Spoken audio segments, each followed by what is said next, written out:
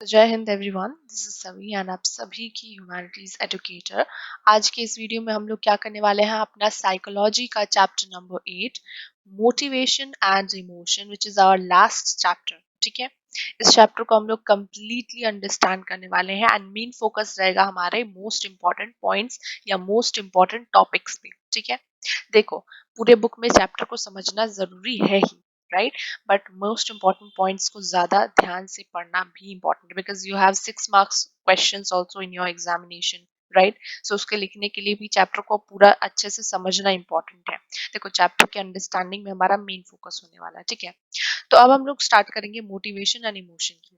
So, इस chapter में हम लोग क्या पढ़ने वाले हैं, नाम से समझ में आ रहा है, कुछ मोटिवेशन कुछ इमोशन से रिलेटेड पढ़ने वाले हैं कि भाई ह्यूमंस का कैसा मोटिवेशन होता है। ठीक है, कंसेप्ट क्या है ये पूरा का पूरा मोटिवेशन का। some important nature and points related to motives we are going to discuss। फिर इमोशनल एक्सप्रेशन क्या होता है, इमोशन क्या होता है, ह्यूमंस के अंदर कितने इमोशंस होते हैं। Then different researchers and psychologist ने इस फील्ड में क्या स्टडी किया है। रिलेशनशिप क्या है बिटवीन कल्चर और इमोशंस का, वो हम लोग डिस्कस करेंगे। एंड फाइनली हम लोग डिस्कस करेंगे कि कैसे हम अपने इमोशंस को कंट्रोल कर सकते हैं, कैसे हम अपने इमोशंस को रेगुलेट कर सकते हैं, ये हम लोग एट द एंड पढ़ेंगे। ठीक है, सो हमारा यहाँ पे पूरा का पूरा कंटेंट दिया हुआ है of the whole chapter and इसमें जो हाईलाइटेड है वो मेन टॉपिक्स हैं जहाँ से क्वेश्चंस मेनली आते हैं एंड 6 मार्क्स के भी आते हैं generally. So nature of motivation से क्वेश्चन आएंगे तुम्हारे कि भाई मोटिवेशन क्या होता है, मोटिवेशन साइकिल क्या है, उसको एक्सप्लेन करो, जो कि हम लोग पढ़ने वाले हैं। फिर टाइप्स ऑफ मोटिव्स, दो टाइप्स के मोटिव्स होते हैं, बायोलॉजिकल एंड साइकोलॉजिकल, जहाँ से क्वेश्चंस डेफिनेटली आने के बहुत ज्यादा चांसेस होते हैं। मैस्लोज हायरार्की ऑफ नीड्स से भी बहुत क्वेश्चंस आते हैं कि मैस्लो ने कौन सी हायरार्की ऑफ नीड्स दी थी, वो एक्सप्लेन करो। ठीक है, इमोशंस क्या होते हैं, उसका नेचर क्या होता है, एक्सप्रेशन ऑफ इमोशन, हम लोग कैसे अपने इमोशन को एक्सप्रेस करते हैं। ठीक है, अपने कल्चर के through, culture and emotion labelling, ये भी हम लोग देखने वाले हैं। फिर managing and managing negative emotions, हम अपने नेगेटिव इमोशंस को कैसे मैनेज कर सकते हैं। एंड फाइनली हम लोग डिस्कस करेंगे कैसे हम अपने अंदर पॉजिटिव इमोशंस को बढ़ाएं। ठीक है, सो ये सारी चीजें हम लोग अभी इस सेशन में कंप्लीटली अंडरस्टैंड करने वाले हैं। So will start with the very introduction of the whole chapter. ठीक है, इंट्रोडक्शन में एग्जाम्पल दिया हुआ है सुनीता का, हेमंत का और अमन का। अब इन तीनों को समझते हैं। सुनीता एक बहुत ही you know hard working girl है। ठीक है, वो 10 से 12 घंटा तक पढ़ती है रोज। क्यों? बिकॉज उसको ना इंजीनियरिंग एंट्रेंस एग्जाम देना है। ठीक है, इसीलिए वो इतना ज्यादा पढ़ती है। ओके, हेमंत जो कि फिजिकली चैलेंज बॉय है, फिर भी वो क्या कर रहा है, वो माउंटेनियरिंग स्कूल में जाने के लिए अपने पैसे को सेव कर रहा है। ठीक है, देन अमन अमन भी अपने पैसे को सेव कर रहा है सो दैट उसको स्कॉलरशिप मिल पाए। And on the other hand he was also saving money so as to buy a gift for his mother, अपने मम्मी के गिफ्ट खरीदने के लिए भी कुछ पैसे बचाने की कोशिश कर रहा है। ठीक है, सो अब यहाँ पे हम लोगों ने कुछ एग्जांपल्स देखे। ठीक है, इसमें हम लोग क्या देख रहे हैं कि जो भी ह्यूमंस करना चाह रहे हैं उसके पीछे कुछ ना कुछ मोटिव्स होता है। हम जो भी करते हैं उसके पीछे कोई ना कोई गोल होता है, कोई ना कोई मोटिव होता है। ठीक है, जैसे सुनीता क्यों इतना 12 घंटा पढ़ती है रोज, क्योंकि उसको भाई इंजीनियरिंग का एग्जाम क्लियर करना है। ठीक है, हेमंत क्यों इतना मेहनत कर रहा है जबकि वो फिजिकली चैलेंज है, क्यों वो माउंटेनियरिंग स्कूल में जाने के लिए बहुत मेहनत कर रहा है, क्यों कर रहा है, बिकॉज उसको माउंटेनियरिंग करनी है, राइट, उसको माउंटेनियर बनना है, राइट। अमन क्यों इतने पैसे सेव कर रहा है, स्कॉलरशिप उसको चाहिए। ठीक है, ऑन द अदर हैंड उसको अपनी मम्मी के लिए कुछ बर्थडे गिफ्ट खरीदना होगा, right. So for this he is doing that. So यहाँ पे हम लोग क्या देख रहे हैं, role of motivation in human behaviour, कि भाई हम जो भी करते हैं हम अपनी जरूरत के लिए करते हैं। ठीक है, हम जो भी करते हैं उसके पीछे हमारा एक मोटिव होता है, एक लक्ष्य होता है, कुछ चाहिए होता है हमें, राइट। बिहेवियर जो है, जैसे कि हम लोगों ने प्रीवियस चैप्टर में ही डिस्कस किया था, गोल ड्रिवन होता है, यानी कि हम जो भी करते हैं उसके पीछे हमारा कोई ना कोई गोल होता ही है। Goal seeking behaviour tends to persist until the goal is achieved। जब तक हमारा जो गोल अचीव नहीं होता तब तक हम अपने गोल को अचीव करने की पूरी कोशिश करने में लगे होते हैं। ठीक है, अब अचीव करने के लिए अपना गोल लोग बहुत ज्यादा हार्ड वर्क करते हैं, ठीक है, जैसे कि सुनीता के केस में हम लोग देख ही रहे हैं, राइट। बट लेट्स सपोज कि सुनीता जो है वो अपने इंजीनियरिंग एग्जाम पास नहीं कर पाती है, और अमन जो अपनी स्कॉलरशिप के पैसे बचा रहा था उसका पैसा चोरी हो जाता है। तो अब क्या होगा इस केस में, सुनीता बहुत ज्यादा सैड हो जाएगी और अमन एंग्री हो जाएगा, राइट। तो अब इसमें हम लोग क्या देख रहे हैं कि भाई कोई मोटिव है, कोई गोल है जो कि पूरा नहीं हो पाया, तो उससे व्यक्ति बहुत ज्यादा उदास हो जाता है, या फिर दूसरा व्यक्ति बहुत ज्यादा एंग्री हो जाता है। तो हम लोग क्या पढ़ने वाले हैं एज अ होल कि भाई मोटिव्स क्या है, मोटिवेशन क्या होता है, मोटिवेशन कैसे इंडिविजुअल को अफेक्ट करता है, और इमोशंस क्या होता है, मोटिवेशन एंड इमोशन में क्या रिलेशनशिप्स होता है, ये सब चीजें हम पढ़ने वाले हैं। From the introduction we are getting to know this, ठीक है। तो हम लोग मूव करेंगे नेचर ऑफ मोटिवेशन के साथ, ठीक है। अब तक तुम लोग को जो भी मोटिवेशन के बारे में पता था वो ज्यादातर ऐसा ही होगा कि भाई मोटिवेशन मतलब कि हमको बूस्ट कर दे कोई, है ना। मोटिवेशनल स्पीकर्स को तुम लोगों ने सुना होगा, बट एक्चुअल में मोटिवेशन का मतलब क्या है, ये वर्ड कहाँ से आया, और इस वर्ड का एक्चुअल मीनिंग क्या है, अगर मैं ये पूछूं तो कमेंट सेक्शन में मुझे जरूर बताओ कि तुम लोग सोचते क्या हो इसके बारे में, ठीक है। तो चलो हम लोग साइकोलॉजी के हिसाब से जानने की कोशिश करते हैं दैट व्हाट इज मोटिवेशन। तो मोटिवेशन भैया, एक मोटिवेशन जो है वो एक्सप्लेन करता है what moves, that is a behaviour, यानी कि motivation is all about behaviour, behaviour को मूव करता है। यानी कि फॉर एग्जाम्पल सुनीता को एग्जाम क्रैक करना है इंजीनियरिंग का, अब वो बैठी रहेगी तो उसका एग्जाम क्रैक नहीं होगा, ठीक है, उसको मूव करना पड़ेगा, उसको एक्टिविटीज करनी पड़ेगी गोल डायरेक्टेड, है ना। अब उसका कोई गोल है तो उसको पाने के लिए उसको ऐसे मेहनत करनी होगी, राइट। तो अब उसको क्या करना होगा, मूव करना होगा। एंड मोटिवेशन जो है वो बिहेवियर को मूव करने पे फोर्स करता है, ठीक है। द टर्म मोटिवेशन जो है वो डिराइव है फ्रॉम द लैटिन वर्ड मूवियर, जिसका मतलब होता है मूवमेंट ऑफ एक्टिविटी, यानी कि जो मोटिवेशन होता है इट मींस कि आपको कुछ चाहिए होता है और उसके लिए आप उठते हो, आप उस चीज को पाने की कोशिश करते हो, and that is your motivation, ठीक है, दैट इज योर मूवियर। अब अगर मैं तुमसे सवाल पूछूं कि भाई तुम स्कूल क्यों जाते हो, या फिर तुम अभी वीडियो लेक्चर्स देख के क्या क्या लक्ष्य है, क्या तुम चाहते हो, राइट। फॉर एग्जाम्पल तुम लोग स्कूल क्यों जाते हो, कॉलेज क्यों जाते हो, तुम लोग वीडियो लेक्चर्स क्यों देखते हो, ठीक है। अब इतना सवाल पूछूंगी तो कुछ लोग बोलेंगे कि भाई मैं अपनी पेरेंट्स को खुश करने के लिए स्कूल या कॉलेज जाता हूँ, ठीक है। कुछ लोग बोलेंगे मुझे पढ़ना बहुत अच्छा लगता है that's why I go to school.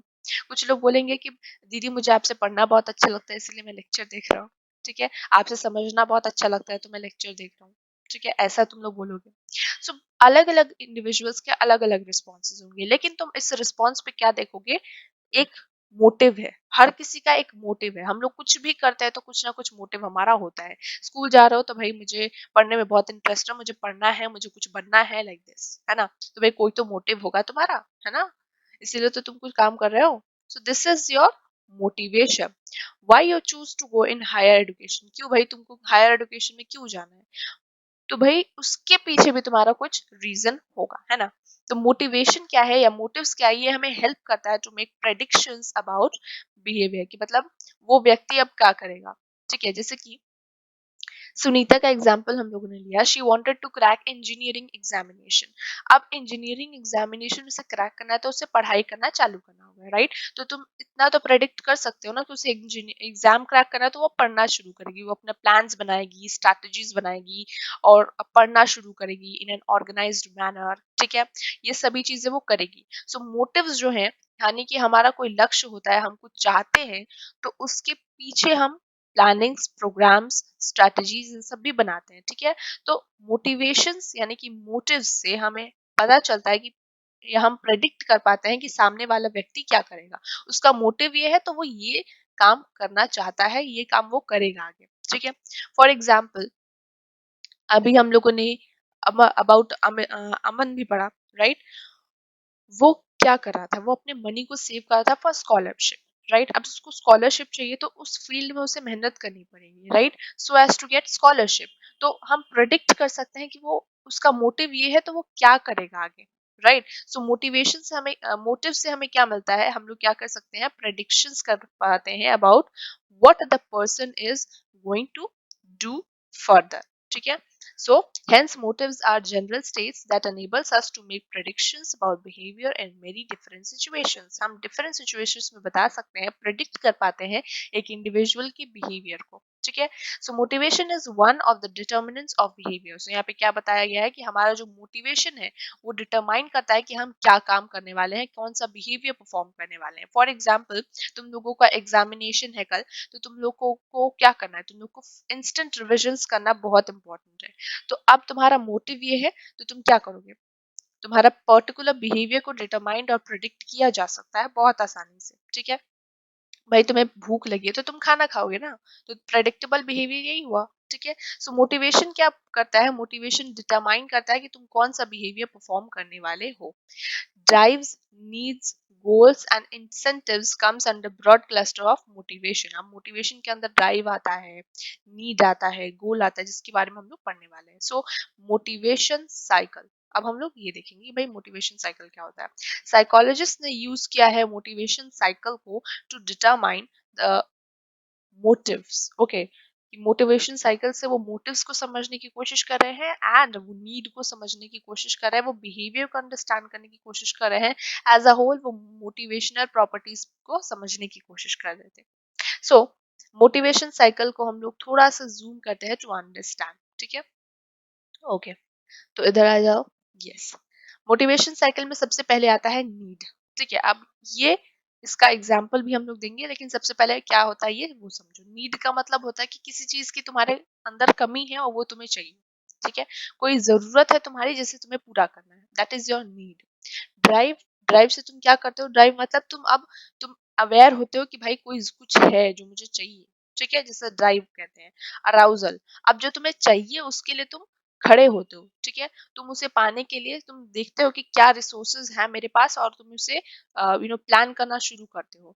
Goal directed behaviour, तुम पढ़ना शुरू करोगे कि भाई मुझे अब मेरा ये गोल है तो भाई मैं पढ़ूं, मुझे वो गोल हासिल करना, तो मैं गोल को पाने के लिए वो काम करूं, that is goal directed behaviour. Achievement, मैं वो पा लेती हूँ जो मुझे चाहिए था, तो मैं अचीव कर ली, ठीक है. एंड रिडक्शन ऑफ अराउजल, अब मैंने जो मुझे जो चाहिए था, जो जरूरत थी, जो कमी थी मेरे अंदर, वो पूरी हो गई है, तो अब मेरा अंदर क्या होगा, मेरा जो अराउजल है वो कम हो जाएगा. अब मुझे जो चाहिए था वो मुझे मिल गया है, तो अब मेरा बॉडी जो है, मेरा माइंड जो है वो रिलैक्स हो जाएगा, वो सेटिस्फाइड हो जाएगा, ठीक है. सो ये होता है तुम्हारा मोटिवेशन साइकिल का as a whole explanation. Now अब एग्जाम्पल से समझते हैं. लेट्स सपोज सुनीता का एग्जाम्पल है यहाँ पे. तो सुनीता को क्या जरूरत थी, सुनीता को जरूरत थी कि वो एंट्रेंस एग्जामिनेशन उसको पास करना था, बिकॉज उसे इंजीनियर बनने का उसका सपना था, ठीक है. तो उसका नीड क्या है, हम लोग समझ गए, उसको एग्जाम क्रैक करना है so as to become an engineer. Drive, अब वो क्या करेगी, उसको अब उसके अंदर जरूरत थी कि भाई मुझे कुछ तो जॉब वॉब करना है, कुछ पैसे वैसे कमाने हैं, कुछ करना है मुझे अपने लाइफ में, पहले तो जरूरत ये आई, ठीक है. उसके बाद ड्राइव, अब मुझे क्या करना है, मुझे इंजीनियरिंग के एग्जाम क्रैक करना है कि मुझे कोई और एग्जाम्स को परफॉर्म करना है. अगर मैं इंजीनियरिंग का सोच रही हूँ तो क्या क्या मुझे करना पड़ेगा, मैं यहाँ पे प्लानिंग करूंगी, यहाँ पे अंडरस्टैंड करूंगी अपने प्रॉब्लम को और उस प्रॉब्लम को जानने की कोशिश करूंगी, ठीक है. जो नीड है उसको समझने की कोशिश करूंगी कि क्या जरूरत है, जॉब मुझे चाहिए तो मैं कौन सी जॉब करना चाहती हूँ, लाइक दैट. अराउजल की बात है, तो अब मैं क्या करूंगी, मैं प्लान्स बनाना शुरू करूंगी. मैंने डिसाइड कर लिया कि भाई हाँ मुझे तो भाई इंजीनियरिंग एग्जामिनेशन ही करना है, ठीक है. तो अब मैं क्या करूंगी, मैं प्लान बनाऊंगी, मैं स्ट्रैटेजीज बनाऊंगी, मैं ओवरऑल देखूंगी कि मुझे कौन से जगह पे ज्यादा मेहनत करनी पड़ेगी, कौन से सब्जेक्ट में, कौन से एरिया में मुझे ज्यादा अपना अटेंशन देना होगा. ये सारी चीजें मैं अराउजल में करने वाली हूँ. गोल डायरेक्टेड बिहेवियर में मैं क्या करूंगी, मैं पढ़ाई करना शुरू कर दूंगी, जैसे कि सुनीता ने कर दिया था. वो 10 से 12 घंटे रोज पढ़ना चालू कर दी थी with plans and strategies. Then comes achievement. अब मैंने, लेट्स सपोज सुनीता का गोल था कि वो एंट्रेंस एग्जामिनेशन पास करना चाहती थी. लेट्स सपोज उसने पास कर लिया, वो अचीवमेंट, वो पोजीशन उसे मिल गया, वो इंजीनियर बन गई है अब, ठीक है. तो अब क्या होगा, वो वापस इंजीनियर बनने थोड़ी जाएगी, ठीक है. अब तुम इंजीनियर बन गए, तुम्हें बनना था, कोई जॉब चाहिए थी, तुम्हें जॉब मिल गई, तो यहाँ पे क्या होगा, अब तुम रिलैक्स हो जाओगे, अब तुम सेटिस्फाइड हो जाओगे, and that is reduction of arousal. I hope this is clear to you. मैंने एक बहुत ही रिलेटेबल एग्जाम्पल दिया, ठीक है. अगर फिर भी कोई डाउट रह जाता है, then you ask me in the comment section, मैं तुम लोगों को आंसर दे दूंगी, ठीक है. उसके लिए सेपरेट वीडियो भी बना सकते हैं. So let's see. Let's move to the next portion. ये जो हाईलाइटेड पोर्शन है, जैसे ड्राइव क्या होता है and the whole portion I have explained you already, but एक बार मैं फिर से बता देती हूँ। नीड मतलब लैक और डेफिशिएंसी ऑफ नेसेसिटी, यहाँ पे दिया हुआ है तुम्हें। नीड मतलब होता है लैक और डेफिशिएंसी ऑफ समथिंग। अपना बुक और copy notebook pen pencil सब लेकर बैठा करो, ठीक है जी। तो नीड वो हो गया। अब ड्राइव क्या होता है? तो ड्राइव मतलब कि आप क्या करते हो, स्टेट ऑफ अराउजल होता है, ठीक है। This is the keyword, you have to keep it in mind, ठीक है। ये वाला की वर्ड होगा तुम्हारे आंसर में तो आंसर काट नहीं सकता कोई। Then comes arousal. अराउजल मतलब होता है इट इज अराउज्ड, अब तुम उठ जाते हो to act for the fulfilment of the goal, ठीक है। And the next is your what known as reduction of arousal. Achievement होता है। अचीवमेंट में क्या होता है कि need will be accomplished, whatever need you had that will be accomplished as a whole. और उसके बाद रिडक्शन ऑफ अराउजल होता है, यानी कि डिक्रीज्ड डिग्री ऑफ अराउजल, ठीक है, जहाँ पे तुम रिलैक्स हो जाते हो, जहाँ पे तुम सेटिस्फाइड हो जाते हो। तो this is all about your motivation cycle. Now we are going to discuss about types of motives, कि भाई मोटिव्स के क्या टाइप होते हैं। मोटिव्स क्या होता है? Hope this is clear. Motives मतलब कि हम जो चाहते हैं, ठीक है, हमारा जो गोल है as a whole, that is also known as motives. For example, मुझे प्यास लगी है तो मेरा मोटिव क्या होना चाहिए? टू ड्रिंक वाटर, ठीक है। जैसे सुनीता का भी एग्जाम्पल हम लोग ने डिस्कस किया, तो उसको जॉब चाहिए थी। कौन सी जॉब चाहिए थी? इंजीनियरिंग क्रैक करनी थी, उसे इंजीनियर बनना था। तो वो तो उसका मोटिव था, ठीक है। तो मोटिव्स जो होते हैं वो दो प्रकार के होते हैं, दो टाइप के होते हैं। एक होता है बायोलॉजिकल, एक होता है साइको सोशल, ठीक है। अब इस बॉक्स को एक बार देखते हैं और एज अ होल इन दोनों को समझने की कोशिश करते हैं, ठीक है। तो देखो, ये दोनों के दोनों ही इंटरडिपेंडेंट है, बायोलॉजिकल एंड साइको सोशल, ठीक है। अब इसको देखें तो मोटिव्स के बारे में यहाँ पे दिया हुआ है। बायोलॉजिकल मोटिव्स की बात करें तो इननेट होता है, यानी कि हमारे अंदर प्रेजेंट होता है। बायोलॉजिकल कॉजेस की वजह से ये चलता है, जैसे कि हॉर्मोन्स, न्यूरोट्रांसमीटर्स, ब्रेन स्ट्रक्चर्स, ठीक है। Hypothalamus and limbic system information भेजते हैं, जिससे हमें पता चलता है कि हमारे बायोलॉजिकली कुछ चीजें चाहिए। अब बायोलॉजिकल मोटिव्स के अंदर आता है hunger, thirst and sex motives, जो कि बहुत प्राइमरी डिमांड होती है ऑफ आवर बॉडी। जैसे कि हमें भूख लगी है तो हमारा बॉडी हमें बताता है, तो दैट इज बायोलॉजिकल मोटिव। हमें प्यास लगी होती है, हमारा बॉडी हमें उसके नीड के बारे में बताता है, so that is again biological motive. Then comes to psycho social motives. तो भाई साइको सोशल मोटिव्स फोकस करता है साइको सोशल में, साइकोलॉजिकल एंड सोशल एस्पेक्ट्स पे या फैक्टर्स पे, ठीक है। साइकोलॉजिकल फैक्टर्स और सोशल फैक्टर्स क्या होता है? साइकोलॉजिकल मतलब माइंड से रिलेटेड और सोशल मतलब इन्वायरमेंट से रिलेटेड या फिर सराउंडिंग से रिलेटेड, ठीक है। तो हम कैसे इंटरेक्ट करते हैं एक दूसरे से, अपने फैमिली से, अपने इन्वायरमेंट से, ठीक है, इससे हमारे कुछ डिजायर्स आ जाते हैं। जैसे कि फॉर एग्जाम्पल, तुम्हें अब अचीवमेंट चाहिए क्योंकि तुम्हारा जो कजिन है वो बहुत ज्यादा he have a very good job, ठीक है। अब तुम्हें भी कोई जॉब चाहिए, तो नीड फॉर अचीवमेंट आ जाता है। एफिलिएशन जो कि हर इंसान में होता है कि भाई मुझे कोई चाहिए, ठीक है, कोई बिलोंगिंग चाहिए, पर्सन, ठीक है। Then person, then we want power, ठीक है, कि भाई मुझे ज्यादा से ज्यादा पावर चाहिए। देन मुझे क्यूरोसिटी एंड एक्सप्लोरेशन भी बहुत से पर्सन्स के अंदर होता है, जहाँ पे वो क्यूरियस होते हैं to know more and more about things. Self actualize motives, यानी कि जहाँ पे पर्सन जो है वो बहुत ज्यादा फोकस्ड होता है कि वो अपने आप को जाने, ठीक है। That is all about your psychosocial motives and biological motives. अब इन दोनों को ही हम लोग इन डिटेल थोड़ा सा डिस्कस करेंगे, बिकॉज ये बहुत इंपॉर्टेंट पार्ट है एंड अंडरस्टैंडिंग के लिए भी बहुत ज्यादा इंटरेस्टिंग है। ओके, सो ये दोनों के दोनों ही इंटरडिपेंडेंट है। Okay, and now we are going to discuss about biological motives. देखो, बायोलॉजिकल मोटिव्स मतलब वो मोटिव्स जो हमें बायोलॉजिकली या फिजियोलॉजिकली चाहिए होता है, ठीक है। जैसे कि फॉर एग्जाम्पल, हमें टाइम टू टाइम भूख लगता रहता है, राइट। देन हमें water की जरूरत पड़ती है, right, in our body, so that is biological motives, right. This is earliest attempt to understand causes of behavior। सबसे पहले जब हम अपने causes of behavior को सर्चिंग हो रहा था, सर्च एंड रिसर्च हो रहा था, तब हमें बायोलॉजिकल मोटिव्स के बारे में पता चला, ठीक है जी। ऑर्गेनिजम्स क्या, उसका इंटरनल साइकोलॉजिकल इम्बैलेंसेस होने लग जाता है, ठीक है, जब भी उसे कुछ चाहिए होता है। then the organism have needs, that is internal physiological imbalances that produces drive। जैसे कि हम लोगों ने पढ़ा, मतलब कोई चीज का जरूरत हो जाता है। फॉर एग्जाम्पल, मुझे अभी प्यास लगा है, ठीक है, तो मुझे अब नीड है to have some water. Then मैं क्या करूंगी? मैं ड्राइव करूंगी। मैं सोचूंगी कि भाई मेरे को अवेयरनेस में है, मेरे को इन्फॉर्मेशन मेरे माइंड, मेरे ब्रेन में आएगी कि भाई मुझे प्यास लगा है, सेल्स और टिश्यूज सूख रहे हैं, मुझे पानी चाहिए, ठीक है, ड्राई माउथ हो गया, मुझे पानी चाहिए। देन मैं क्या करूंगी, अराउज, मैं पानी ढूंढना शुरू करूंगी, कहाँ है भाई पानी। गोल डायरेक्टेड बिहेवियर में मैं पानी को पीऊंगी एंड देन अचीवमेंट हो जाएगा, मैं पानी पी लूंगी तो देन रिडक्शन ऑफ अराउजल, जहाँ पे मुझे और पानी नहीं पीना होगा, ठीक है, मैं रिलैक्स हो जाऊंगी, मैं सेटिस्फाइड हो जाऊंगी। सो यही यहाँ पे एक्सप्लेन किया हुआ है। Then the concept of instinct की बात आती है। इंस्टिंक्ट बेसिकली क्या होता है, इंस्टिंक्ट मतलब होता है कि भाई कोई ऐसा urge to do something, urge to do something, it is all about instinct, ठीक है, यहाँ पे लिखा हुआ है, देख लो। सो बेसिकली यहाँ पे क्या होता है ना कि हमारे अंदर में कुछ अर्जेस होती हैं जिसे हम लोग को पूरा करना होता है, दैट इज योर इंस्टिंक्ट, ठीक है। फॉर एग्जाम्पल यहाँ पे दिया हुआ है, कुछ पर्सन के अंदर क्यूरोसिटी बहुत ज्यादा होती है, कुछ पर्सन के अंदर flight and repulsion, reproduction, parental care. अच्छा, यहाँ पे क्या दिया हुआ है कि कुछ चीजें जो हम सीखते नहीं है, ठीक है, denotes an inborn patterns of behavior that are biologically determined rather than learned। कुछ ऐसी चीजें जो हम सीखते नहीं है, हमको याद नहीं कराई जाती, हमारे अंदर ऑलरेडी प्रेजेंट होती है, जैसे कि for example curiosity, flight, repulsion, reproduction and parental care. ये चीजें हम लोग को सिखाई नहीं जाती बट ये हमारे अंदर ऑलरेडी प्रेजेंट होती है, that is what known as your instinct, ठीक है। एंड ये जो टर्म है इंस्टिंक्ट, इसके अंदर क्या इसके बारे में क्या बताया है कि it is an urge to do something. Instinct मतलब होता है कि impetus which drives the organism to do something to reduce the impetus, यानी कि कुछ चीजें, फॉर एग्जांपल तुम्हें यहाँ पे बहुत ज्यादा प्यास लगी है तो तुमको क्या करना होगा, अब पानी पीना होगा, ठीक है। सो और अगर तुम पानी नहीं पीते हो तो तुम्हें प्रॉब्लम होने लग जाती है, राइट। सो इंस्टिंक्ट क्या करता है, तुम्हें फोर्स करता है टू, जो भी जरूरत है, जो भी नीड है उसको अकॉम्प्लिश करने की, उसे नीड को फुलफिल करने के लिए वो तुम्हें फोर्स करेगा, ठीक है, that is your instinct, one of the instinct. Then comes biological needs. Biological needs के अंदर हमारे हंगर, थर्स्ट एंड सेक्स आता है, जिसके बारे में हम लोग डिटेल में डिस्कस करेंगे।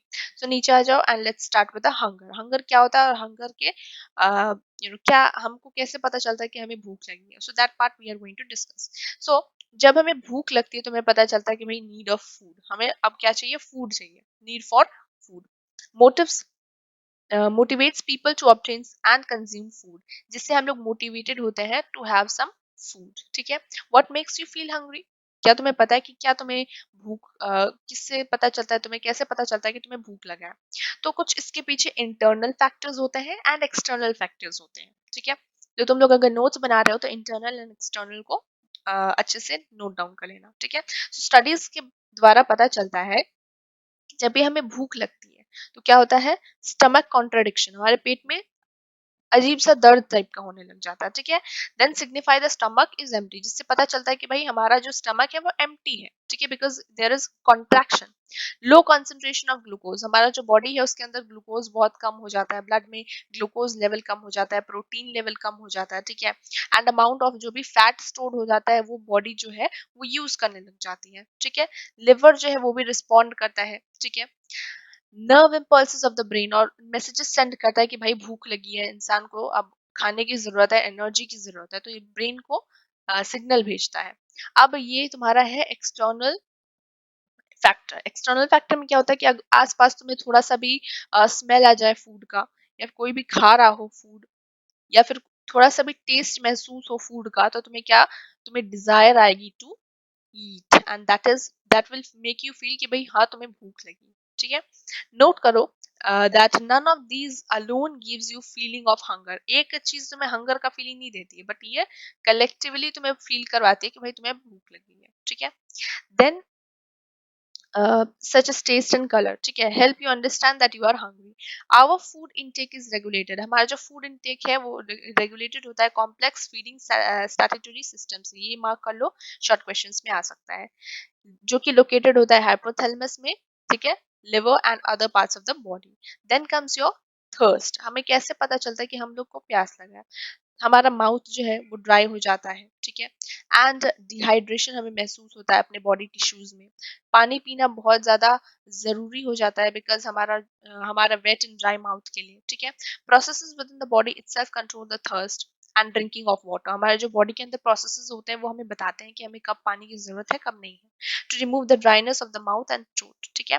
Then conditions of the body, loss of water from the cell and reduction of blood volume, तो हमारे क्या हमारे इंटरनल फैक्टर्स होते हैं, so that is your this. हमारा जो बॉडी है वो पानी को उसके अंदर से, सेल्स के अंदर से पानी निकल जाता है, ब्लड के वॉल्यूम जो है वो रिड्यूस हो जाता है, ठीक है। वाटर लीव्स कर देता है बॉडी फ्लूइड्स को इंटीरियर ऑफ द सेल्स को, ठीक है। So this is the whole situation. तो हमें dehydration as a whole feel होता है। हमारा ब्रेन हाइपोथैलेमस को इंस्ट्रक्शन भेजता है, हाइपोथैलेमस से एंटीरियर में जाता है, फिर ऑस्मो रिसेप्टर्स पे जाता है इंफॉर्मेशन की भाई प्यास लगी से, which generates the nerve impulses to cause the cell dehydration, जो कि नर्व से इंफॉर्मेशन भेजता है कि भाई सेल डिहाइड्रेट हो गया है, ठीक है। इसके बाद तुम्हें क्या होता है, तुम्हें पता चलता है कि भाई तुम्हें प्यास लगी है, एंड एज अ होल जैसे ही तुम्हें ब्रेन को सिग्नल मिलती है, यू स्टार्ट ड्रिंकिंग वाटर, ठीक है। सो इंटरनल फैक्टर्स होते हैं इसमें mainly. Then comes sex which is most powerful and drives, this is a drive which is also present in again animals. तो ये ड्राइव जो है वो प्रेजेंट होता है एनिमल्स के अंदर भी, ये बहुत ज्यादा पावरफुल होता है ड्राइव, एंड बहुत ज्यादा स्ट्रॉन्ग इन्फ्लुएंस होता है इसका इन ह्यूमंस, ठीक है।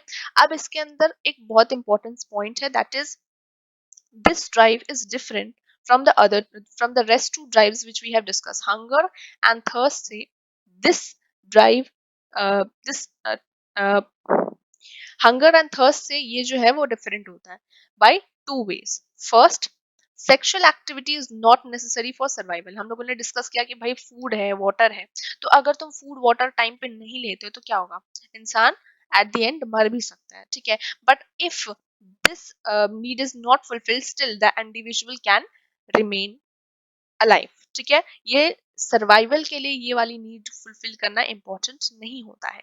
होम्योस्टेसिस की बात करी हुई है। फॉर एग्जाम्पल हम लोगों ने डिस्कस किया था, अगर तुमने पानी नहीं पिया, तुम्हें बहुत ज्यादा प्यास लगा है, तो तुम्हारा जो बॉडी है वो इम्बैलेंस हो जाता है। हम लोगों ने डिस्कस किया हंगर में कि भाई अगर तुम खाना नहीं खाते हो तो तुम्हारा ग्लूकोज लेवल कम हो जाता है, फैट तुम्हारा जो स्टोर होता है वो बॉडी यूज करने लग जाता है, देन प्रोटीन के लेवल कम हो जाता है। ये सारी चीजें हम लोगों ने डिस्कस की, लेकिन यहाँ पे ऐसा कुछ नहीं देखने को मिलता है। हमारा जो होम्योस्टेसिस है, हमारा बॉडी डिसबैलेंस नहीं होता है, ठीक है। दूसरा फैक्टर ये है। तीसरा फैक्टर है ये जो लाइक हम लोगों ने डिस्कस किया हंगर एंड थर्स्ट, ये तो इन बॉर्न, जैसे हम लोग बॉर्न होते हैं उसके साथ साथ ही हमारे अंदर ये सारी नीड्स होती हैं, but this sexual activity need is there develops with age, ये हमारे एज के साथ डेवलप होता है, ठीक है। लोअर एनिमल्स में भी होते हैं, and like this. Then comes psychosocial motives, ठीक है। साइकोसोशल मोटिव्स क्या होते हैं भाई, हमारे इंटरेक्शंस के साथ आते हैं हम लोग। ये वाले ऐसे मोटिव्स होते हैं जो हमारे अंदर नहीं होते, बट हमें अपने आसपास से मिलते हैं। फॉर एग्जाम्पल तुम्हारे फैमिली से मिलते हैं, तुम्हारे पीयर्स से मिलते हैं, तुम्हारे फ्रेंड्स से मिलते हैं, तुम्हारे नेबर्स से मिलते हैं, तुम्हारे रिलेटिव से मिलते हैं, तो वो सारे तुम्हारे सोशल मोटिव्स होते हैं या साइकोसोशल मोटिव्स होते हैं, resulting from the individual's interaction with his or her social environment। अब इसके अंदर क्या क्या आते हैं, नीड फॉर अफिलिएशन, जैसे कि हमें किसी की कंपनी चाहिए होती है, हमें किसी के साथ रिलेशनशिप में होना होता है, ठीक है। So nobody likes to remain alone at all, right, all the time. किसी को भी अकेला रहना कभी भी पसंद नहीं है। तुम लोग हमेशा किसी ना किसी के साथ रहते हो, कभी फैमिली के साथ, कभी अपने फ्रेंड्स के साथ, राइट। सो हमेशा हम लोग अकेले रह ही नहीं सकते, ठीक है। कुछ लोगों के लिए अकेले रहना मीन्स लाइक इम्पॉसिबल, नहीं नहीं रह सकते। सो दैट इज ऑल्सो हैपन्स, ठीक है। हमें क्या चाहिए होता है एज ए सोशल, जैसे कि सोशियोलॉजी में हम लोग पढ़ते हैं कि ह्यूमंस जो है वो सोशल बीइंग है। अगर उनको सोसाइटी में ना रखो तो वो पागल हो सकते हैं, मतलब एट अ टाइम अगर वो समाज में ना रहे, वो लोगों से ना मिले, ठीक है। सो उनके मेंटली जो है वो डिस्टर्ब हो सकते हैं, ठीक है। That is very crucial point. You can write this, you can note this point out that humans is social animal, right। Then important future होता है ह्यूमंस के लाइफ का, ग्रुप्स फॉर्म करना, रिलेशनशिप्स फॉर्म करना, like this. So seeking other, यहाँ पे दिया हुआ है कि अगर हम किसी को चाहें, ठीक है, एज विद आवर सेल्फ, कि हम चाहें कि भाई हमारे साथ रहे, हमारे से क्लोज रहे, wanting to be close to them physically and psychologically, हम लोग चाहेंगे कि फिजिकली एंड साइकोलॉजिकली वो कोई व्यक्ति, कुछ लोग हमारे साथ रहे, तो that is known as your need for affiliation या फिर एफिलिएशन, ठीक है। अब आते हैं नेक्स्ट पे, नीड फॉर पावर। हमें पावर की जरूरत होती है, ठीक है। किसको पावर नहीं चाहिए, है ना। तो पावर तो सबको चाहिए, तो ताकि हम लोग क्या कर सके, हम लोग डोमिनेट कर सके, ठीक है। कुछ लोग पावर चाहिए होता है क्योंकि वो डोमिनेट कर सके। तो पावर बेसिकली क्या होता है, पावर होता है मतलब ability of a person to produce intended effects on the behaviours and emotions of other. Power का मतलब क्या होता है कि भाई मैं कोई इफेक्ट लोगों पर छोड़ू, ठीक है, कोई अपना इम्प्रेशन लोगों पर छोड़ूं, अपना स्ट्रॉन्ग इन्फ्लुएंस, अपना स्ट्रॉन्ग पर्सनालिटी का इन्फ्लुएंस लोगों पर छोड़ूं, दैट इज योर पावर, है ना। ये जो है वो the various goals of power motivation क्या होता है कि भाई हम चाहते हैं कि लोगों को हम इन्फ्लुएंस कर पाए, लोगों को हम अपने द्वारा प्रभावित कर पाए, ठीक है, हम लोगों को कंट्रोल करें, परसुएड करें, lead and charm others, and most importantly to enhance one's own reputation in the eyes of others. तो हम क्या चाहते हैं कि हमारा रेपुटेशन दूसरों के नजर में अच्छा हो, बट यहाँ पे हमें फोकस मतलब पावर में हम लोग ये फोकस करते हैं, ठीक है। डेविड मैकलेंड जो है उन्होंने डिस्क्राइब किया है 4 general ways of expressing power motives, ठीक है। तो उन्होंने बताया कि भाई हम अपने पावर मोटिव्स को 4 तरीकों में डिवाइड करते हैं। पहला हम लोग क्या करते हैं कि भाई अपने आप को हम लोग अटैच करते हैं किसी पॉपुलर फिगर से। फॉर एग्जाम्पल, मुझे इनकी तरह बनना है, ठीक है, मुझे इनकी तरह ही पावर्स चाहिए ताकि मैं डोमिनेट कर पाऊं, मैं इन्फ्लुएंस कर पाऊं, लाइक दिस। पहला हम लोगों में ये होता है। दूसरा क्या होता है कि भाई हम क्या करना चाहते हैं, हम अपने बॉडी बिल्ड करना चाहते हैं, या mastering urges and impulses. For example, मेरे अंदर कोई अर्ज है, लाइक कि मैं मेरा बॉडी हो, ठीक है, तो मैं अपने बॉडी बिल्डिंग करने लग जाऊंगी, ठीक है। या फिर मुझे लाइक मेरे रोल मॉडल कोई है जिनको देख के मैं उनके जैसा बनना चाहती हूँ, सो उनका जो कुछ एक दो एक्टिविटीज है मैं फॉलो करने लग जाऊंगी, ठीक है। So that is one of the thing, building up the body and mastering urges and impulses, ठीक है। तीसरा होता है कि इम्पैक्ट ऑन अदर्स, मैं अपना इम्पैक्ट अदर्स पे छोड़ूं, ठीक है। पर्सन अर्जेस और competes with another individual in order to have an impact or influence on that person, so मैं किसी से compete करूंगी so that उस person पे मेरा influence रह जाए, like this। फोर्थ क्या करती हूँ मैं कि भाई impact on others in the case of leader of political party. तो भाई पॉलिटिकल पार्टी में जो लीडर होता है उसका वो चाहता है कि भाई हम लोगों पे इन्फ्लुएंस छोड़ें, कुछ इम्पैक्ट छोड़ें, ठीक है। सो इस काइंड ऑफ थिंग्स भी सी। The individual may use the party apparatus to influence others, ठीक है। So however, for any individual, one of these ways of expressing power motives may dominate, but with age life experiences that varies। So let's suppose तुम्हें मतलब जब तुम छोटे थे तब तुम्हें चाहिए था कि भाई तुम प्राइम मिनिस्टर बन जाओ, तुम सबको डोमिनेट करो, ठीक है। लेकिन अब तुम ऐसा नहीं सोचते हो, तुम्हारा परसेप्शन चेंज हो गया, अब तुम्हें प्राइम मिनिस्टर नहीं बना, अब तुम्हें लेट्स सपोज साइकेट्रिस्ट बनना है, ठीक है। सो तुम्हारा जो पावर का नीड है वो चेंज होता रहता है अपने एज के साथ साथ, ठीक है। That is also one of the factor. Then comes need for achievement, हमें अचीवमेंट चाहिए होती है, ठीक है। So it is refers to कि भाई हमारे अंदर डिजायर है कि हम सबसे बेस्ट हो, हर चीज में हम बहुत ज्यादा एक्सेलेंट हो, या कोई पर्टिकुलर फील्ड में भी हम एक्सेलेंस को हासिल करें, ठीक है। This is known as NH और नीड फॉर अचीवमेंट ऑल्सो। ये हमें एनर्जाइज करता है, ठीक है, और हमें कुछ एक्टिविटीज को परफॉर्म करने में पुश करता है। That is your need for achievement. जैसे कि फॉर एग्जाम्पल, ऐसे पर्सन जिनके अंदर नीड फॉर अचीवमेंट होता है वो क्या चाहते हैं कि भाई मुझे ज्यादा से ज्यादा फीडबैक मिले, ठीक है, मैं डिफिकल्ट और चैलेंजिंग सिचुएशंस को फेस करूं, like this. Stronger than average desire होती है तो feedback of their performance, that is also one of the thing. Then comes the curiosity and exploration, ठीक है। जो पर्सन होते हैं उनको प्लेजर मिलता है if they get to know about certain things. तो जब उनको मतलब कुछ इंफॉर्मेशन मिलती है तो उनको नोबल एक्सपीरियंस मिलता है, उनको क्या मिलता है, प्लेजर मिलता है as a whole. So that is one of the sign of curiosity, ठीक है। वो सवाल बहुत ज्यादा पूछते हैं, चीजों को जानने में बहुत ज्यादा इंटरेस्टेड होते हैं। वेराज एक्सप्लोरेशन की बात करें, एक्सप्लोरेशन इज अबाउट कि हम नई नई चीजों के बारे में जाने, ठीक है, जैसे हमारे इंटेलेक्चुअल्स होते हैं वो। Then comes the next portion which is Maslow's need hierarchy और hierarchy of needs, जो भी कहना चाहो कह सकते हो। So Abraham H Maslow, जो कि बहुत ही important और most popular है, इनके views दिए इन्होंने कि ह्यूमन को क्या मोटिवेट करता है, एक ह्यूमन बीइंग को क्या मोटिवेट करता है to to have certain needs like this। So we are going to discuss about them। इन्होंने एक hierarchy बनाई है, ठीक है। उस hierarchy में वो बताते हैं कि humans की कुछ needs होती हैं जो कि fulfill वो करना चाहते हैं, लाइक दिस, ठीक है। इसे हम लोग थ्योरी ऑफ सेल्फ एक्चुअलाइजेशन भी कहते हैं। तो मैं इसको थोड़ा सा जूम करती हूँ so as to discuss it properly, ठीक है। ओके, सो सबसे पहला है हमारा फिजियोलॉजिकल नीड्स। इंडिविजुअल्स को क्या चाहिए होता है, सबसे पहले तो भाई खाना चाहिए होता है, पानी चाहिए होता है, क्लोथिंग चाहिए होता है, राइट, हाउस चाहिए होता है। So these are the basic needs which an individual wants to be fulfilled, and that is known as your physiological needs, जो कि पहला एंड सबसे इम्पोर्टेंट है, ठीक है, जिस भी पर्सन का ये बेसिक नीड फुलफिल है तो वो दूसरे की तरफ जाता है, यानी कि सेफ्टी नीड्स के ऊपर जाता है। लेकिन अगर तुम्हारा फिजियोलॉजिकल नीड्स पूरा नहीं है, फॉर एग्जांपल तुम्हें बहुत जोर की भूख लगी है, तो तुम और कुछ नहीं सोचोगे, तुम्हें बस खाना चाहिए होगा उस टाइम पे, ठीक है, और कुछ सोच ही नहीं सकते तुम। So that is also one of the thing. So पहले तुम्हारा फिजियोलॉजिकल नीड्स होगा, उसके बाद तुम्हारा सेफ्टी नीड होगा। अगर तुम्हारा ये नीड फुलफिल हो गया, then you will go to the next order, that is safety needs. अब तुम्हें खाना पानी मिलता रहता है, क्लोथिंग का प्रॉब्लम नहीं है, हाउस भी एक मिल गया, ठीक है, तो मीन्स ऑफ सर्वाइवल तुम्हारा अच्छे से हो रहा है। अब तुम्हें सेफ्टी की जरूरत पड़ेगी, यानी कि तुम्हें एक प्रॉपर अपना घर चाहिए होगा जहाँ पे तुम प्रोटेक्टेड रह पाओ, तुम सड़क पे नहीं रहोगे, right.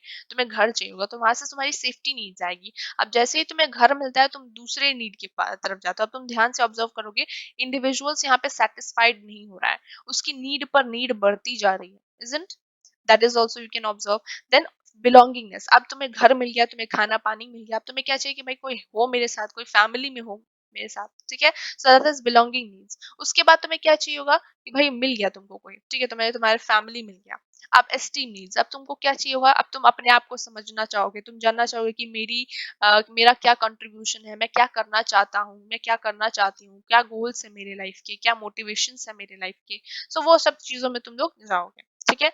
Then at the end तुम लोग आओगे सेल्फ एक्चुअलाइज। अब तुम्हारा ये सारा नीड फुलफिल होगा तभी तुम ऊपर आओगे। अगर ये सारे नीड्स फुलफिल नहीं है तो तुम ऊपर नहीं आओगे, that is also very important thing. अब तुम्हारा सारा नीड्स फुलफिल है तो तुम यहाँ पे आओगे सेल्फ एक्चुअलाइजेशन नीड्स पे, जहाँ पे तुम क्या कर लोगे, तुम सब कुछ जान लोगे, मतलब तुम्हारा सारे नीड्स फुलफिल हो जाते हैं, ठीक है। अब तुम जो भी चाहते हो वो सब फुलफिल हो जाता है, तो तुम सेल्फ एक्चुअलाइजेशन को हासिल करते हो। जैसे कि एक एग्जांपल दूं मैं, तो बुद्धा का, वो सेल्फ एक्चुअलाइज्ड हो गए थे, एनलाइटनमेंट उन्होंने मिल गया था, एक एग्जांपल दे रही हूँ मैं, ठीक है। सो ऐसा पर्सन जो सेल्फ एक्चुअलाइज्ड हो जाता है, वो अपने बारे में सब कुछ उसको अपने बारे में सब कुछ पता होता है, उसके बहुत ज्यादा हेल्दी रिलेशनशिप्स होते हैं, वो चीजों को बहुत ज्यादा अच्छे से समझ पाता है, इंटरप्रेट कर पाता है, all this things we observe in that person. So this is all about Maslow's need hierarchy. And जो भी हाईलाइटेड है, जो भी मैंने बोला है, that is only written here, एक बार रीड करो। अगर फिर भी कोई समझ में कुछ नहीं आता है, तो then I will definitely explain you in a separate video if you will demand for it, if you will ask for it, ठीक है।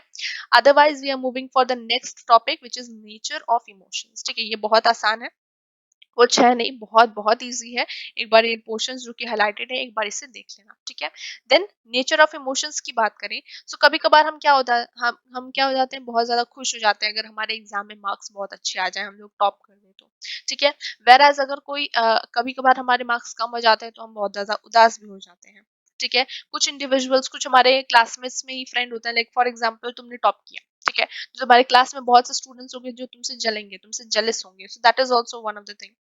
देन अगर तुम टॉप की हो, लेट्स सपोज तुम्हारी बेस्ट फ्रेंड का मार्क्स बहुत कम आया है, वो उदास है, तो तुम उसके लिए भी उदास हो जाते हो, ठीक है। So this is saying about emotions, कि तुम कभी हैप्पी होते हो, कभी एक इंडिविजुअल हैप्पी हो जाता है, कभी एक इंडिविजुअल सैड हो जाता है, तो कभी एक इंडिविजुअल जेलस हो जाता है, right. So this is what, this is emotions. So emotions जो हैं वो कितने होते हैं, कभी कभार वो जॉय होते हैं, सॉरो होते हैं, hope, love, excitement, anger, these are your emotions, hate, jealousy, all these things are comes under your emotions only, ठीक है। So the term emotion is often considered synonymous with the term feeling and mood। तो हमारा जो emotions है, वो ये term बहुत ज्यादा connected है to the word feeling and mood, ठीक है। अब इमोशन की बात करें तो ये बहुत ज्यादा सब्जेक्टिव फीलिंग होती है, एक पर्सन अपने आप के बारे में वो फील कर सकता है कि वो उदास है, खुश है कि नहीं। सो ये सब्जेक्टिव फीलिंग होती है, ठीक है। And the experience of emotions varies from person to person, हर पर्सन का इमोशन अलग होता है। फॉर एग्जाम्पल लेट्स सपोज तुमने टॉप किया है और तुम्हारे फ्रेंड ने भी टॉप किया है, ठीक है, लेकिन तुम दोनों का जो इमोशन है वो डिफरेंट है। लेट्स सपोज तुम बहुत ज्यादा खुश हो, whereas तुम अपनी फ्रेंड को देखोगे तो वो बहुत ज्यादा खुश भी नहीं है, वो बोलेगी कि भाई मेरा तो 2-3 मार्क्स रह गया उसमें भी, ठीक है। सो हमारा जो सिचुएशंस के प्रति जो हमारा इमोशंस होता है वो डिफरेंट होता है, हर किसी का डिफरेंट होता है response towards same situations also. So this is also one of the thing. Then emotions के डेफिनेशन की बात करें तो देखो, you can note it down, okay। Basically emotions is about complex pattern, it is a complex pattern of arousal, subjective feeling and cognitive interpretation, यानी कि एक बहुत ज्यादा कॉम्प्लेक्स प्रोसेस होता है ये, जहाँ पे हम अपने बिहेवियर को कर रहे होते हैं, हम अपने सब्जेक्टिव फीलिंग्स को अंडरस्टैंड कर रहे होते हैं, हम चीजों को मीनिंग दे रहे होते हैं लाइक दिस, ठीक है, that is our emotion. Then comes the next things, that is psychologist जो है वो इमोशंस के बारे में पढ़ने की और समझने की बहुत ज्यादा कोशिश किए हैं। जैसे कि इमोशंस को बताया गया है anger, disgust, feeling, fear, happiness, sadness and surprise से एंगर के this is said about emotions, ठीक है। 6 काइंड ऑफ इमोशंस इनिशियली बताया गया था कि भाई होता है। उसके बाद बहुत से लोग आए जैसे कि इजाद आए, उन्होंने बताया कि भाई 10 तरीके के इमोशंस होते हैं। Joy, surprise, anger, disgust, contempt, fear, shame, guilt, stress, excitement, ठीक है, with combination of them resulting in emotional blends. फिर आते हैं हमारे प्लटचिक। प्लटचिक क्या बोलते हैं कि भाई 8 तरीके के प्राइमरी इमोशंस होते हैं, ठीक है। देन उन्होंने अरेंज किया इन सभी को फोर पेयर्स में ऑफ ऑपोजिट्स, ठीक है, जैसे Joy, sadness, acceptance, disgust, like this. ये सभी क्या करते हैं, हमारे जो इमोशंस है ये वेराई करता है इंटेंसिटी में। किसी को बहुत ज्यादा सैडनेस होता है, किसी को कम सैडनेस होता है, कोई बहुत ज्यादा हैप्पी होता है तो कोई कम सैड होता है, लाइक दिस। तो क्वालिटी होता है, क्वांटिटी होता है, that is also one of the thing. Subjective factors include situation, context, influence and experience of emotions, ठीक है।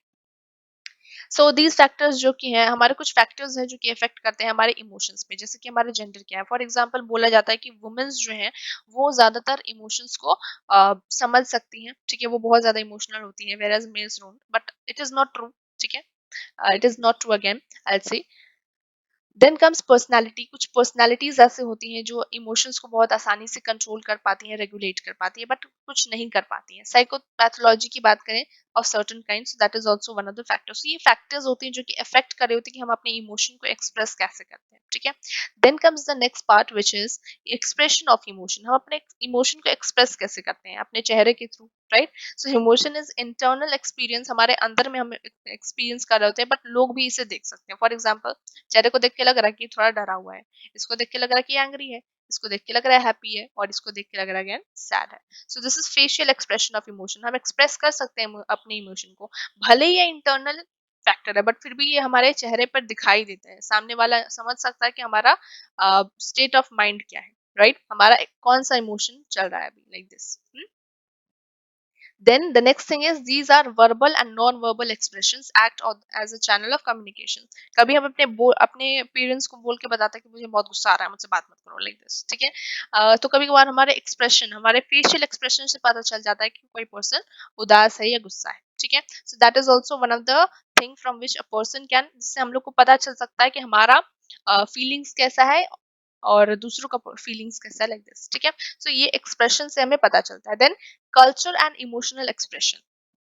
कल्चर से हम अपने इमोशन को कैसे एक्सप्रेस कर पाते हैं, इसका बेस्ट एग्जांपल क्या हो सकता है। देखो यहाँ पे बताया हुआ है verbal channel of communication as well as vocal features of speech. हम स्पीच के थ्रू अपने एक्सप्रेशन को शेयर करते हैं, ठीक है, स्पीचेस देते हैं हम लोग।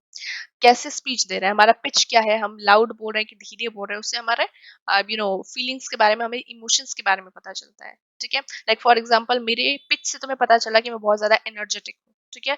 अब मैं बहुत ज्यादा धीरे बोलूँ तो तुम्हें लगेगा कि भाई मैम मैम पढ़ाने में इंटरेस्टेड नहीं है, कि क्या हुआ, लाइक दिस, ठीक है। सो ऐसा तुमको कुछ आइडिया लगेगा कि भाई जैसे मैं बोल रही हूँ उसके हिसाब से मेरा इमोशंस है, ठीक है। सो हमारा वर्बल चैनल ऑफ कम्युनिकेशन से भी हमारा एक्सप्रेस होता है हमारा what we want to say. These non-verbal aspects of voice and temporal characteristics of speech is also known as paralanguage, ठीक है। Other non-verbal channels होते हैं, कुछ non-verbal channels होते हैं जैसे कि हमारे facial expression, kinesthetic proximal मतलब body का इस्तेमाल करना, postures का इस्तेमाल करना, like this. These are also expressions of our emotions. The main thing हमारे एवरीडे लाइफ में हम अपने फेस के थ्रू ही एक्सप्रेस करते हैं कि what we are thinking, like this. लेकिन there are other ways also, like in cultural way how we express our emotions. This is theatre में, ड्रामा में हम अपने इमोशंस को एक्सप्रेस कर रहे होते हैं, ठीक है, through our impact of the body, body language कैसा है, like all this things. Indian classical dances like Bharatanatyam, Odissi, Kuchipudi, Kathak, ये सारे ऐसे डांस फॉर्म्स हैं जो कि हमारे कल्चर से बहुत ज्यादा एसोसिएटेड हैं। एंड इससे क्या पता चलता है, इससे पता चलता है हमारे इमोशंस से, ठीक है। एंड इसके लिए ये जो डांसेस है इसके लिए बहुत ज्यादा ट्रेनिंग लगती है, रिगरस ट्रेनिंग लगती है, grammar of body movement, all this things is important and plays crucial role. Then comes culture and labelling. देखो ये बहुत ज्यादा इंपॉर्टेंट नहीं है, ठीक है, एक बार इसे रीड करने पे you all can easily understand, okay, because यहाँ पे बताया हुआ है कि कैसे कल्चर एंड इमोशन लेबलिंग करते हैं हम लोग, ठीक है, like this. Then comes your next part, which is again important, managing negative emotions. हम अपने negative emotions को कैसे manage कर पाते हैं, ठीक है, so stress management techniques we are going to as a whole discuss, ठीक है, कि भाई हम अपने ऐसे टेक्निक्स जिससे हम अपने स्ट्रेस को मैनेज कर पाए, ठीक है, so focus is emotion management techniques, reduction of negative emotions, enhancing positive emotions, this we are going to discuss about, कैसे हम अपने अंदर से नेगेटिव इमोशंस को हटा दें और पॉजिटिव इमोशंस पर फोकस करें, ठीक है, ये बॉक्सेस एक बार ही रीड करना, डेफिनेटली यहाँ से क्वेश्चंस आते ही आते हैं, ठीक है, अगेन आई से दैट कोई भी नीड हो हेल्प की, सो आई एम देयर, ओके, देखो PTSD is important, post traumatic stress disorder, जहाँ पे क्या होता है ना कि बेसिकली हम लोगों ने कोई बहुत ऐसा इंसिडेंट्स देखा होता है, ऐसा ट्रॉमा फेस किया होता है कि वो हमारे फ्लैशबैक्स में आता है, हम सो होता है तो हमारे ड्रीम्स में आता है, so that is PTSD kind of, okay, a short example मैंने दिया है तुम्हें, एक बार रीड करने पे you will get to know what is written here, like this only things are written now. The next thing is what are the strategies, कैसे हम लोग अपनी स्ट्रेस को मैनेज कर सकते हैं, so effective emotion management techniques, जिससे हम अपने इमोशंस को और स्ट्रेस को दोनों को मैनेज कर सकते हैं, सो एनहांस सेल्फ अवेयरनेस, हम लोग क्या कर सकते हैं कि भाई अपने ओन इमोशंस एंड फीलिंग्स को समझने की कोशिश कर सकते हैं, ठीक है, कि भाई ये इमोशन है तो कैसे है और क्यों है, ठीक है, then appraise the situation objectively, हम लोग क्या कर सकते हैं अपने इवेंट्स को जो कि डिस्टर्ब करते हैं हमारे को, जो हमें सैड बनाते हैं, उसे समझने की कोशिश कर सकते हैं, ठीक है, it has been proposed that emotion is preceded by evaluation of the event, हम इवेंट को कैसे देखते हैं, फॉर एग्जांपल एक पर्टिकुलर इवेंट है तो मैं उसे कैसे अप्रेज कर रही हूँ, that is also one of the important thing, for example एक सिचुएशन है, एग्जाम सिचुएशन है, तो मैं उसे कैसे देख रही हूँ, मैं एग्जाम को स्ट्रेस की जगह मैं एग्जाम को एज अ देख सकती हूँ कि मेरी प्रिपरेशन कितनी हुई है अब तक, right, so that is how we are appraising, how we are giving particular meaning to a particular situation, so that is one of the thing. Do some self monitoring, अपने ऊपर self monitoring करो भाई कि तुम्हारे emotions कब आते हैं, ऐसे जैसे तुम्हें anger issues है तो anger issues कब आते हैं, क्यों आते हैं, क्या problem है, ठीक है, so self monitoring, self understanding करना, ठीक है, देन सेल्फ मॉडलिंग करना, ठीक है, be the ideal of your self, यानी कि अपने आइडियल बनो, ठीक है, रिपीटेडली ऑब्जर्व करो best parts of your past experiences में जो तुमने अब तक अच्छा किया है उसे हमेशा अप्रेज करो एंड आगे मोटिवेटेड रखो अपने आप को, ठीक है, then comes perceptual organization on cognitive restructuring, try to view the event को भाई ऐसे देखो, डिफरेंटली देखने की कोशिश करो, यानी कि सिक्के के दोनों पहलू को देखो, एक पहलू को नहीं, लाइक दिस, क्रिएटिव बनो, एक हॉबी पकड़ लो, ठीक है, उस हॉबी को फॉलो करो, इंटरेस्ट बनाओ, like this, then comes develop and nurture good relations, अपने रिलेशनशिप्स, अपने कंपनी को देखो कि भाई कैसी कंपनी है, मेरे फ्रेंड्स कैसे हैं, ठीक है, that is one of the thing, so यहाँ पे कंपनी की फोकस की हुआ है कि कैसी कंपनी, तुम्हारे फ्रेंड्स कैसे हैं, तुम्हारे आसपास लोग कैसे हैं, that is also you have to observe, have empathy मतलब try to understand other feelings too, okay, participate in community services, यानी कि community services में जाओ, for example तुम बहुत ज्यादा sad रहते हो तो ऐसी जगहों पे जाओ, लोगों की help करो, ठीक है, उनके situations को जानने की कोशिश करोगे तो तुम्हें पता चलेगा कि तुम्हारी जिंदगी में तो कुछ है ही नहीं, like this, so these are the things. Then comes managing negative emotions, कि भाई अपने negative emotions के अंदर एक anger होता है, ठीक है, बहुत से लोगों को एंगर इश्यूज होता है जो कि अगेन नेगेटिव इमोशंस ही है, तो इससे कैसे हम लोग डील कर सकते हैं, तो उसके कुछ पॉइंट्स दिए हुए हैं, जैसे कि फॉर एग्जांपल तुम लोग क्या कर सकते हो, अपने पावर ऑफ थॉट्स को देखो कि भाई क्या सोचते हो तुम जब तुम्हें गुस्सा आता है, तो ठीक है, डेफिनेटली तुम लोग बहुत नेगेटिव सोचते हो अपने about situation, about the persons, right, उस टाइम पे जब भी तुम्हें गुस्सा आता है, right, so that you have to try to avoid, recognize करना है तुम्हें पावर ऑफ थॉट्स को, और रियलाइज करना है दैट तुम अपने आप को ही कंट्रोल कर सकते हो, तुम्हारा गुस्सा कोई और कंट्रोल करने थोड़े आएगा, ठीक है, तो तुम्हें ही अपने आप को सिखाना होगा to control the anger, do not engage in self talk burns, जब तुम्हें गुस्सा आए तो उस टाइम पे क्या होता है ना कि तुम्हारे माइंड में बहुत से चीजें आती है, लाइक फॉर एग्जाम्पल, हाँ उसने मुझे बहुत परेशान किया, उसे तो मैं छोड़ूंगा नहीं, ठीक है, दिस काइंड ऑफ थॉट्स आते हैं, तो इस टाइप सेल्फ टॉकिंग होने लग जाती है उस टाइम पे, ठीक है, तो उस सेल्फ टॉक को इग्नोर करो, that is one of the thing, do not ascribe intentions and utter motives, ठीक है, resist having irrational beliefs and about people and event, कोई भी irrational belief people और event पे नहीं करना है, कंस्ट्रक्ट करो veg of expressing your anger, anger को एक्सप्रेस करने के वेज होते हैं, ठीक है, अब गुस्सा आ रहा है तो क्यों अपना टीवी फोड़ देना, ठीक है। गुस्सा आ रहा है तो भाई उसको कंट्रोल करो, और जब तुम चाहो तब उस गुस्से को लाओ। मतलब तुम्हें गुस्सा दिलाया जा रहा है तो तुम्हारा कंट्रोल किसी और के बटन पे थोड़ा है, कोई तुम्हें कुछ बोल दे तो तुम्हें गुस्सा आ जाए।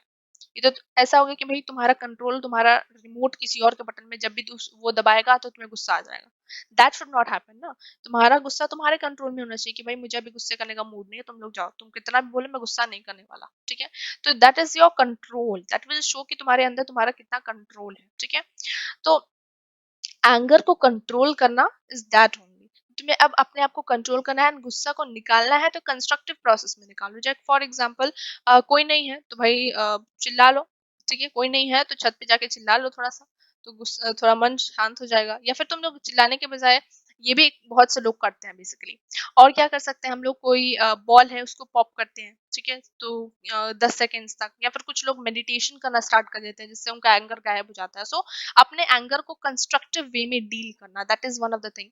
लुक इनवर्ड, अपने अंदर झांको और अपने एंगर को कंट्रोल करने की पूरी कोशिश करो। अपने आप को समय दो टू चेंज, बिकॉज कोई भी चीज ऐसे ही चेंज नहीं हो जाती। हमारा लास्ट टॉपिक है कैसे हम लोग एनहांस कर सकते हैं अपने अंदर पॉजिटिव इमोशंस को। पॉजिटिव इमोशंस हमारे अंदर बहुत जरूरी होते हैं आजकल की मॉडर्न लाइफ में, ठीक है। पॉजिटिव इमोशंस के साथ साथ पॉजिटिविटी, जो कि सबको बहुत ज्यादा पसंद है, ठीक है, बस चाहिए, बहुत ज्यादा लोगों के अंदर होती नहीं। That is also one of the thing. तो कैसे वो पॉजिटिविटी अपने अंदर लाए, कैसे अपने अंदर पॉजिटिव इमोशंस लाए, तो उसके अंदर क्या है, पर्सनालिटी ट्रेट्स। अपने आप को ऑप्टिमिस्टिक बनाओ, अपने आप को ऐसा बनाओ कि तुम पॉजिटिव सोचो, सिक्के के दोनों पहलू को समझो और समझदार बनो टाइप्स, ठीक है। होपफुल बनो, हैप्पी रहो हर टाइम, ठीक है, किस बात का दुख। एंड पॉजिटिव सेल्फ रिगार्ड करते रहो, ठीक है। यानी कि पॉजिटिव अपने आप को अप्रिशिएशन देते रहो। पॉजिटिव मीनिंग, सिचुएशंस सर्कमस्टेंसेस को पॉजिटिव मीनिंग देने की कोशिश करो, लाइक दिस, जहां तक हो पाए। क्वालिटी कनेक्शंस, अपने कनेक्शंस को ध्यान रखो कि तुम्हारा सपोर्ट नेटवर्क कैसा है, तुम्हारे फ्रेंड्स, तुम्हारे फैमिली तुम्हें सपोर्ट करती है, ठीक है, तो तुम्हें डरने की कोई जरूरत नहीं है, कुछ नहीं होगा, लाइफ तो बहुत बड़ी है, कुछ ना कुछ तो हो ही जाएगा अपना, ठीक है, like this. So being engage in work and gaining mastery. अब तुम्हें ऐसा नहीं कि खाली बैठे रहना, खाली बैठे रहने से नेगेटिविटी आती है। पॉजिटिविटी चाहिए ना, तो अपने आप को काम में बिजी रखो, ठीक है, और अपने फील्ड में अपना बेस्ट परफॉर्म करने की कोशिश करो, अपने फील्ड में मास्टरी गेन करने की पूरी कोशिश करते रहो, ठीक है। अब इसका मतलब ये नहीं कि दिन भर तुम लोग रात भर लगे रहते हो, ठीक है, ऐसा भी नहीं होना चाहिए।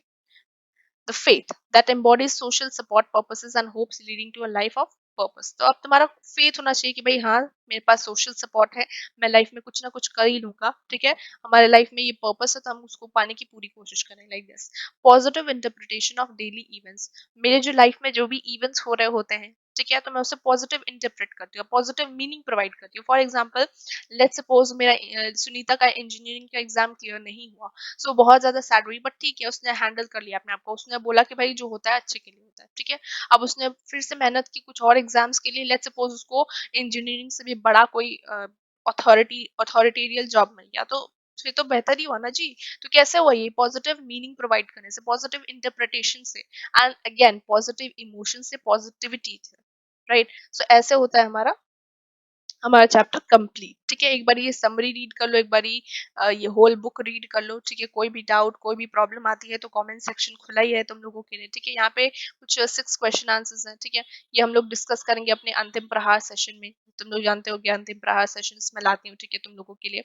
जो नहीं जाते उनको भी बता देती हूँ, अंतिम प्रहार सेशन अबाउट, जहाँ पे हम लोग क्या डिस्कस करते हैं, हम लोग most important MCQs, NCERT solutions and most important questions जो तुम्हारे एग्जाम्स में आ सकते हैं। इस चैप्टर में के अंदर जितने भी पहलू हैं उन सभी पहलू के बारे में हम लोग डिस्कस करेंगे, ठीक है। कहीं भी डाउट रह जाएगा तो उस वीडियो को देख के क्लियर हो जाएगा तुम लोग का डाउट, ठीक है। So the whole things comes under Antim Prahar video, and ये वीडियो बहुत ज्यादा लंबा नहीं होता है, ठीक है, शॉर्ट ही होता है। जितना शॉर्ट हम लोग रख सकते हैं उतना शॉर्ट हम लोग रखने की कोशिश करते हैं, एंड उतने में हम लोग पूरे चैप्टर को कंप्लीट कर लेते हैं, ठीक है। तो ज्यादा नहीं, 1 घंटे का होगा, 1 घंटे का ये वीडियो हो गया तो 2 घंटे में तुम्हारा पूरा का पूरा चैप्टर कंप्लीट। अगर कल एग्जाम है तो ये देख लेने से your chapter will be fully complete. और अगर अभी एग्जाम को टाइम है देन डेफिनेटली अपने आप को समय दो, चैप्टर को और अच्छे से समझो, चैप्टर को और अच्छे से जानो, चैप्टर को एक बार रीड करो आफ्टर वॉचिंग दिस वीडियो, इसके नोट्स बना लेना, ठीक है।